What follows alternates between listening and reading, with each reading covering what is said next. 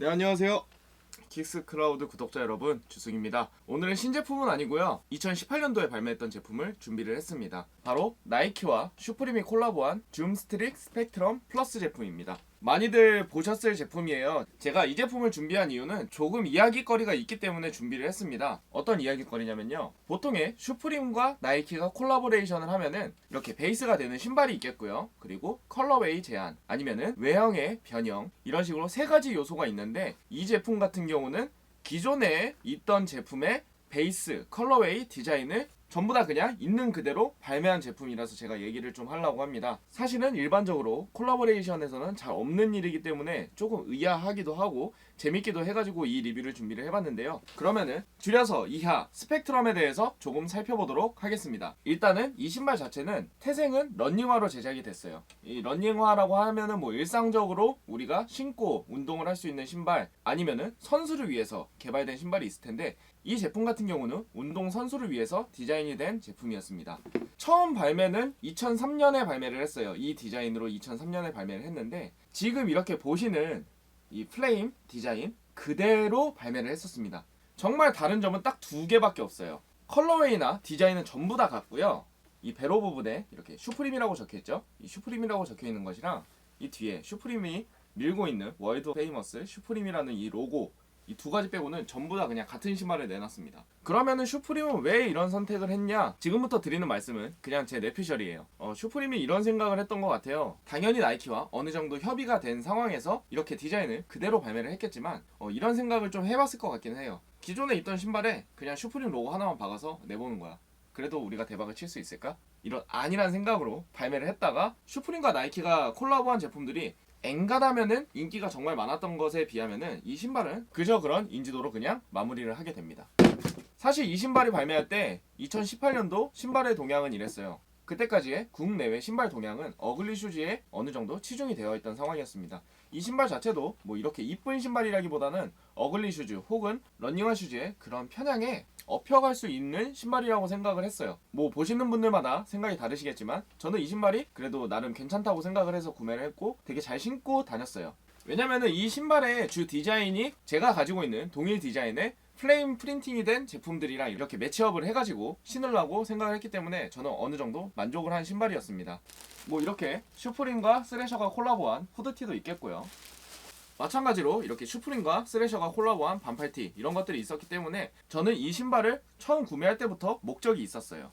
그런데도 이 신발이 발매했을 때 생각보다 반응이 뜨뜻미지근했던 것은, 제가 아까 생각했었던 슈프림의 생각이 빗나가지 않았나 라는 생각을 조금 하게 되었습니다. 예전에도 그런 일이 있었어요. 뭐 리복사에서 제키찬 퓨리나 홍콩 바남 퓨리를 발매를 했는데, 그 신발 같은 경우는 일반 모델과 이렇게 한정판 모델이 같은 디자인의 자수만 다른 걸로 발매를 했었어요. 둘 다 인기를 끌기는 했어요. 근데 모든 사람이 그렇겠지만 될 수 있으면 사람들은 한정판을 구매를 했습니다. 근데 그 신발과 이 신발이 다른 점은, 그 신발은 동시에 발매를 했어요. 근데 이 신발은 2003년도에 발매를 했던 디자인, 그리고 복각의 개념으로 아예 2018년도에 발매를 했다. 그럼 15년이라는 갭이 있는데, 그 시간 동안 이 신발은 대중들에게 아예 잊혀진 상황이었습니다. 그래서 이 신발이 발매했을 때 신발에 크게 관심이 없으셨던 분들은 이런 신발이 있었는지도 잘 모르셨던 분들이 많으셨을 것 같아요. 나이키가 예전에 있던 제품들을 이렇게 계속 내놓고 있어요. 이렇게 아껴놨던 것들을 이렇게 쏙쏙 뽑아가지고 이렇게 발매를 하고 있는데, 이 제품도 2003년에 발매했던 거를 대중들이 이렇게 잊고 지내던 2018년도에 다시 뽑아낸 거 보면은, 나이키는 정말 새로운 것에 도약하기보다는 기존에 있던 제품들도 살려보고자 하는 의지가 정말 돋보이는 신발이었습니다.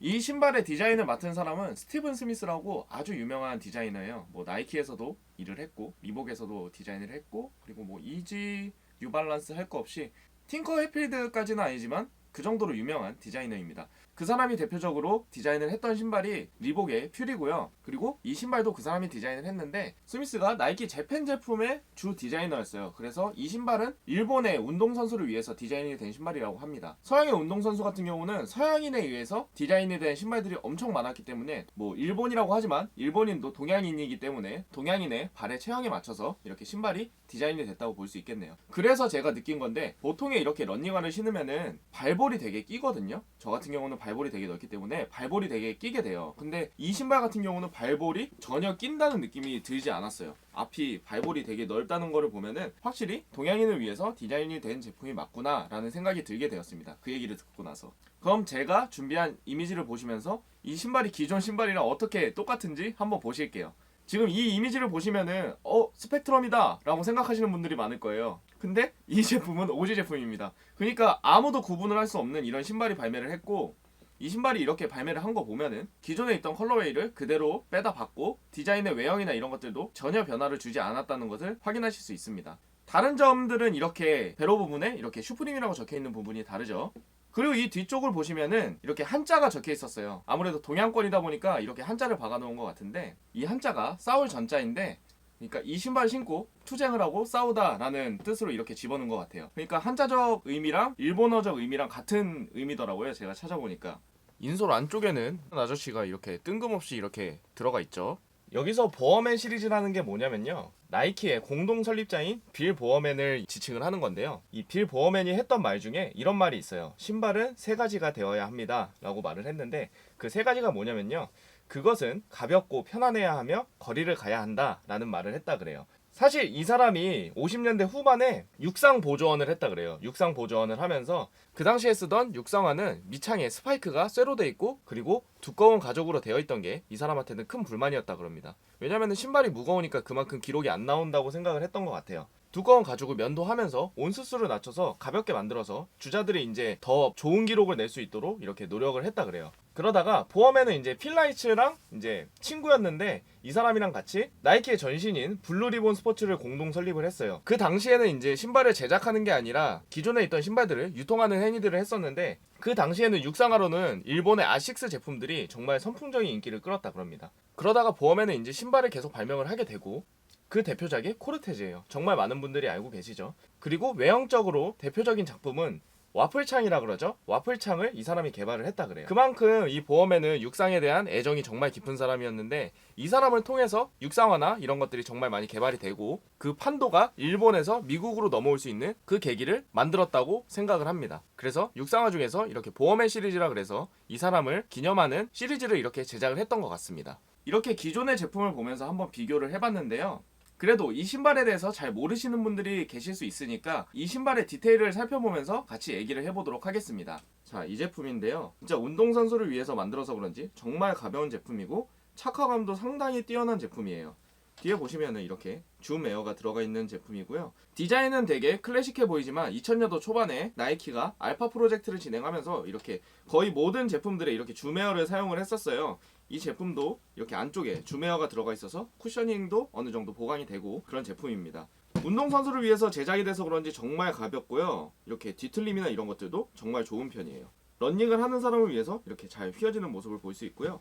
일반적인 가죽을 사용하지 않고 내구성이 떨어지는 이렇게 인조 가죽을 사용을 해서 신발을 더 가볍게 만들고, 앞쪽에는 이렇게 스카치라이트가 들어가 있어서 밤에 운동을 할 때도 사람인지 확인을 할 수 있게 이렇게 넣어둔 것 같고요. 이건 디자인이 아니라 기능성으로 넣어둔 것 같습니다. 양쪽이 이렇게 들어가 있고요. 거의 대부분이 통기성을 위해서 메쉬 재질로 되어 있어요. 정말 얇은 메쉬로 되어 있습니다. 그리고 이 플레임 디자인에 대해서 얘기를 해볼 텐데요. 이 플레임 디자인은 그 스미스가 이 신발을 디자인할 때 미국에서 어떤 매장을 들어갔는데, 이렇게 불꽃으로 되어 있는 플레임 로고가 이렇게 투쟁적으로 보여가지고 되게 인상이 깊었대요. 그래서 오지 제품 같은 경우는 그래서 뒤쪽에다가 이렇게 싸움 전자를 집어넣어가지고 투쟁을 하는 신발, 이 신발을 신고 운동선수끼리도 실력으로 경쟁을 하기 때문에 투쟁을 하는 신발이라는 의미로 만들어진 것 같습니다. 앞쪽을 보시면은 슈프림이라고 적혀 있고요. 이렇게 나이키 로고가 박혀 있는 모습. 인솔도 이렇게 플레임이 들어가 있어요, 로고가. 그리고 슈프림과 나이키. 뒤쪽은 아까 말씀드렸던 대로 월드 페이머스 슈프림 이렇게 적혀 있고요. 지구본이 이렇게 그려져 있네요. 한국에는 슈프림 매장도 내주지 않으면서. 수우시 재질은 이렇게 페이턴트 재질로 되어 있습니다. 그리고 신발끈 끝에 이렇게 월드, 한쪽에는 페이머스. 정말 좋아하죠, 월드 페이머스. 그리고 안감 재질은 이렇게 마찰력을 줄일 수 있는 이렇게 가죽 소재를 이용해가지고 마무리를 한 모습인데, 이렇게 가죽 제품으로 되어 있는 게 내구성은 되게 많이 떨어져요. 근데 운동선수를 위해서 디자인이 된 제품이기 때문에 이렇게 가죽으로 마무리를 한 것 같습니다. 아웃솔도 접지력이 좋을 수 있게 방파제 모양의 이렇게 삼각형을 이렇게 여러 개 박아서 접지력을 이렇게 높였고요. 가운데 부분은 신발이 수틀리지 않게 이렇게 플라스틱으로 덧대져 있는 모습입니다. 그리고 뒤쪽은 이렇게 고무솔로 되어 있고요.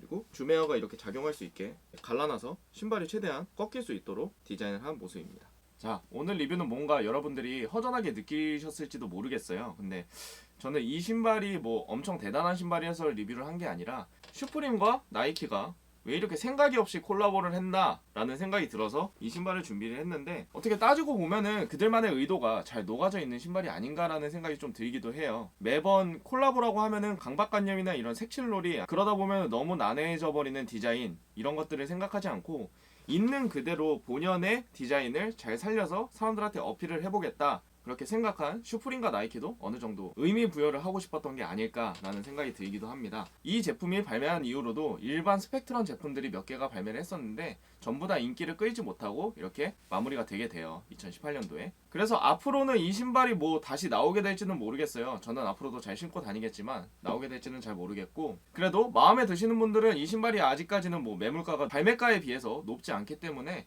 구하셔서 신어보셔도 나쁘지 않은 디자인이라고 생각을 합니다. 그러면 오늘 리뷰는 여기서 마무리하도록 하겠고요. 제가 매번 새로운 얘기들을 만들려고 하다 보니까 다음번에도 이렇게 조금 이야기거리가 있는 신발들을 준비해서 여러분들이 이렇게 좀 재밌게 봐주셨으면 좋겠는 제품들을 준비해 보도록 하겠습니다. 오늘도 리뷰 봐주셔서 정말 감사합니다. 다음에 또 다른 리뷰로 찾아뵐게요. 감사합니다.